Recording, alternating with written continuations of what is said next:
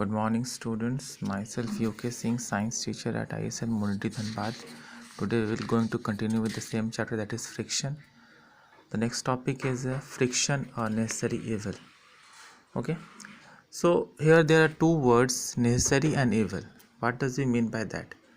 Sometimes friction is useful for us and sometimes it is harmful for us. Okay, so there are many things we do in day-to-day life in which friction helps us.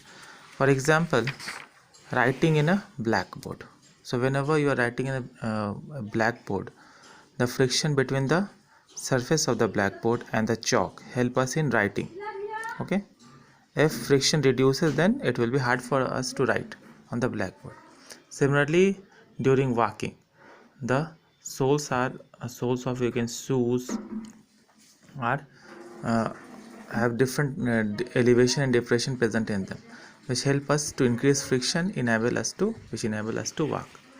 Okay, when you are matching we're striking a matchstick, it produces fire. This is due to friction. If friction decreases, then there will be no production of fire. Also, by friction, heat is generated. Okay, heat is generated, which is basically helpful in keeping us our body warm during colds. We rub our palm with each other, as a result of which heat is produced. Okay, increasing and reducing friction. Now, treats are made on tires, any kind of tires. Let's say bicycle tire, motorcycle tire, or truck tire. The treats are the elevation and depression that are made. That helps in increasing the friction, which enables the tire to, what you can say, stop when the brake is applied. If the treats are smaller, or if somehow it get lost, then the chances of getting an accident will be higher, because whenever brake will be applied, it will take more time to stop, and as a result of which accident will happen. Now, one example in which friction is beneficial, that when we sprinkle powder in the carom board, it strikes over the other.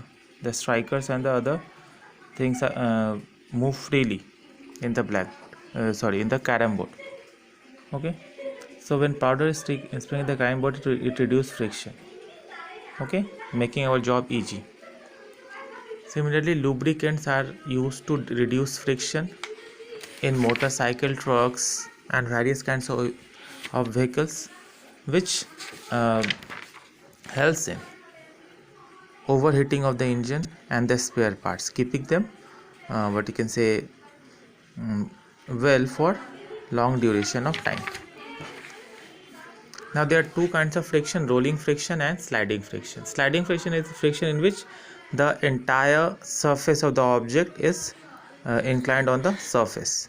It is known as sliding friction. Then we have to when I have to move it, the entire surface is on the surface, on the ground. Okay, rolling friction is when you apply wheel. So wheel only is limited part of the wheel, because the circular shade is presenting its surface to the ground, as a result of which the friction is reduced. That means whenever you can say in rolling friction, what happens? Limited surfaces attached to the ground, as a result of which less friction is occurred, because friction is directly proportional to the surface. Okay, friction is directly proportional to the contact surface. Therefore, rolling friction is always less than sliding friction. Okay, the discovery of wheel by the humans is one of the breakthrough in the history of human civilization, which enable the human to move to distant places with ease. Okay, so because of the factor called rolling friction, the rolling friction is always be lesser than the sliding friction. After you get the video, the link will be open for all of you to ask your doubts. Thank you.